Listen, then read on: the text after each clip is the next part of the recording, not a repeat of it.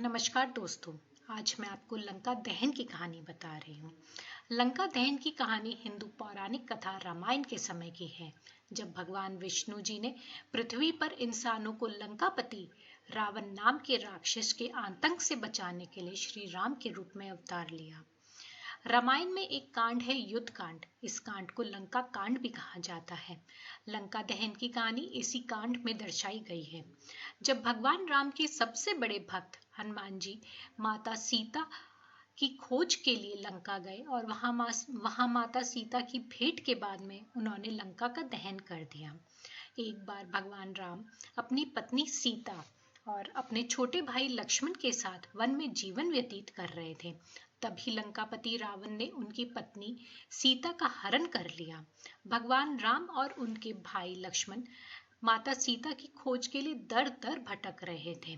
तब उनकी मुलाकात भगवान शिव के वानर अवतार हनुमान जी से हुई। वे प्रभु श्री राम के बड़े भक्त थे।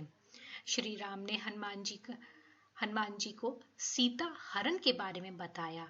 तब वे श्री राम और उनके भाई लक्ष्मण को किष्किंधा के वानर राजा सुग्रीव के पास ले गए। वहां श्री राम और सुग्रीव की गहरी मित्रता हुई।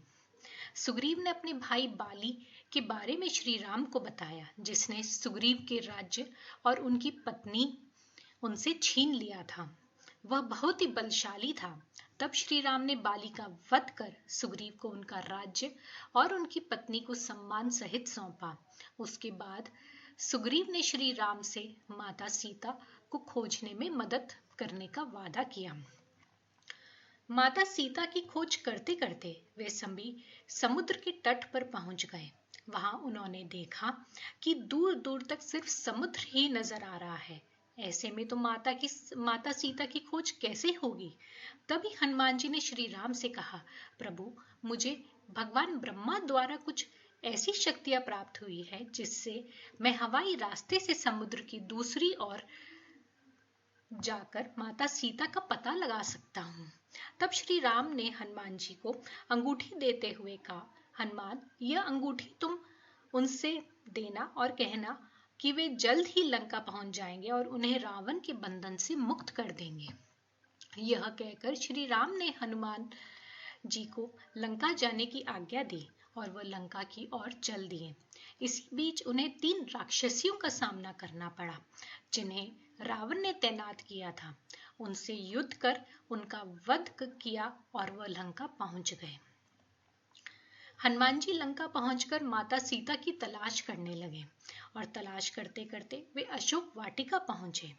वहां उन्होंने देखा कि माता सीता एक पेड़ के नीचे बैठी श्री राम से मिलने के लिए दुखी हैं। यह देखकर हनुमान जी माता सीता के पास गए और उन्हें श्री राम के बारे में बताया।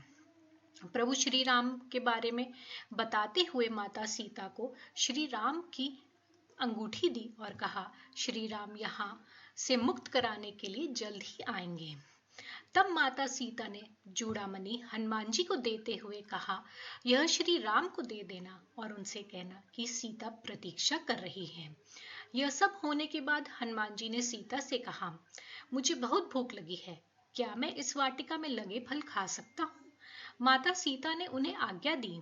वह एक पेड़ से दूसरे पेड़ पर कूदते हुए फल खाने लगे और कुछ पेड़ गिरा दिए।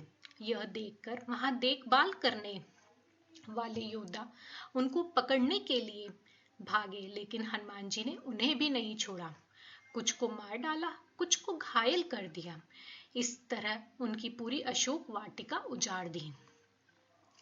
जब यह खबर लंकापति रावण के पास पहुंची, तब उन्होंने बहुत से योद्धाओं को उस वानर को वध करने के लिए भेजा, लेकिन हनुमान जी ने कुछ योद्धाओं को बहुत ही आसानी से मार डाला और कुछ को घायल कर दिया। यह सब सुनते ही रावण बहुत ही क्रोधित हुआ और उसने अपने पुत्र अक्षय कुमार को हनुमान का वध करने के लिए भेजा, किंतु हनुमान जी ने उनके पुत्र अक्षय कुमार को नहीं छोड़ा और उसका भी वध कर दिया। फिर रावण ने अपने दूसरे पुत्र इंद्रजीत को भेजा और उस वानर को जिंदा पकड़ कर सभा में लाने का आदेश दिया। इंद्रजीत ने ब्रह्मा अस्त्र का प्रयोग किया। यह सब देखकर हनुमान जी ने सोचा कि वे इसका सामना नहीं कर पाएंगे। तब उन्हें ब्रह्मा अस्त्र लगते ही वह पेड़ से नीचे गिर गए। इंद्रजीत ने हनुमान को नागपाश शक्ति से बांध दिया और सभा में ले गए। हनुमान को सभा में ले जाने के बाद में उनकी मुलाकात रावण से हुई। रावण को देखकर हनुमान जी ने उसे बहुत अपशब्द कहे और वह हंस पड़े। यह देखकर रावण को गुस्सा आया और उसने हनुमान जी से कहा कि तुम कौन हो? तुम्हें अपनी मृत्यु से डर नहीं लगता? तुझे यहाँ किसने भेजा है? तब हनुमान जी ने कहा, मुझे उन्होंने भेजा है जो इस सृष्टि के पालन करता है, जिन्होंने शिवजी का महान धनुष तोड़ा है, जिन्होंने बलि जैसे महान योद्धा का वध किया है और जिनकी पत्नी तुमने छल पूर्वक हरण किया है। हनुमान जी ने रावण से कहा कि तुम प्रभु श्री राम से क्षमा मांग लो, उनकी पत्नी माता सीता को सम्मान के साथ वापस कर दो और लंका पर शांति से राज्य करो। यह सुनकर रावण हंसने लगा और कहने लगा, ये वानर बहुत ही ज्ञान की बातें करता है। और उसने हनुमान जी से कहा, वानर तुम्हारी मृत्यु निकट आ रही है। हनुमान जी ने रावण से कहा, मेरी नहीं, तुम्हारी मृत्यु निकट आ रही है। यह सुनकर रावण बहुत क्रोधित हुआ और उसने अपने योद्धाओं को हनुमान जी का वध करने का आदेश दिया। सभी उठ खड़े हुए। रावण के भाई विभीषण ने उन्हें रोकते हुए रावण से कहा, यह दूत है और किसी दूत को भरी सभा में मार डालना नियमों के खिलाफ है। रावण ने उन्हें रोका और सभी से पूछा कि इसे क्या सजा दी जाए।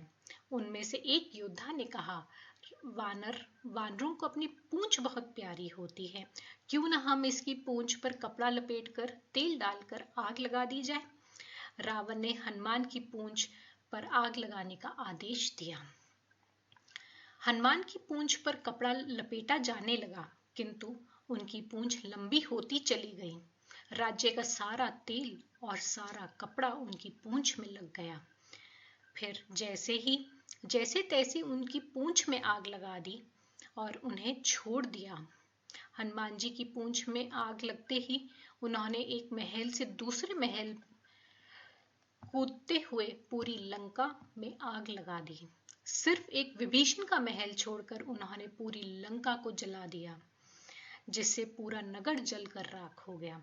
फिर उन्होंने समुद्र में जा अपनी पूंछ की आग बुझाई और वापस लौट गए। इस तरह लंका दहन की कहानी समाप्त होती है। धन्यवाद। The channel has stories in several different Indian languages, so choose what's best for you. If you would like to submit a story of your own, please do contact us using the links given in the description box below. Happy listening.